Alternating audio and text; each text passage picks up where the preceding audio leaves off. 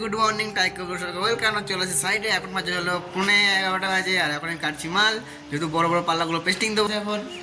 আর মাল কাটা অনেকটা হয়ে গেছে, আর যেহেতু এখন ওইভাবে রেখে এসেছি মাল, যেহেতু এখন কি বলবো আর যেহেতু করে যাচ্ছি যা হবে হবে দেখা যাবে, সেটা কোনো বড় বিষয় না। আর বড় বিষয়টা হলো গিয়ে যাই না কি এখন কাজটা করি, পরে দেখাচ্ছি বড় বিষয়টা কি। ফার্স্টে একটু কাজ বাজ করে বেরিয়ে গেছে জল নিতে, জল নিয়ে আসি ফার্স্টে, দেখি জল নিয়ে আসি, তারপরে ভাত খাবো, ভাত খাওয়ার টাইম হয়ে গেছে।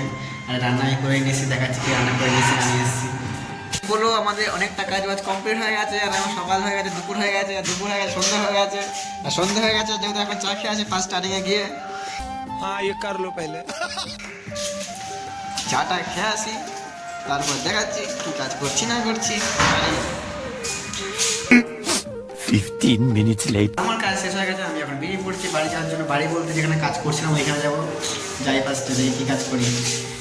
আমি চলে এসেছি এখন রুমে, আর কি বলবো, রুমে এসে দেখি দিদি তরকারি দিয়ে গেছে, এই যে তরকারি আছে। আর ফার্স্টে আমি সবকে ধোয়াধুয়ি বাকি ধুয়ে আপেলটা খেয়েছি, আপেলটা খেয়ে তারপরে যাবো অন্য জায়গায় কাজ করতে, তারপরে এসে রান্নাবান্না করে দিই, কখন আসি আর কখন যাই।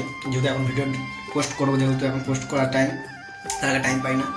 পোস্ট করে সঙ্গে সঙ্গে হাত পা ধুয়ে চলে যাবো কাজে। आइए देखते हैं मजा आएगा।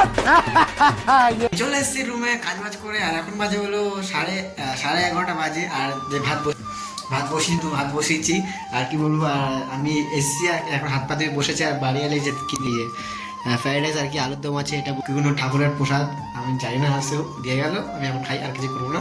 আর তারপর ভাত খাবো, খাওয়া দাওয়া সব কিছু কমপ্লিট। এখন বাজে হলো 1টা, আর এখন টিকিট গুলো টেকে আসে, সবাই গুড নাইট, বাই, টাটা।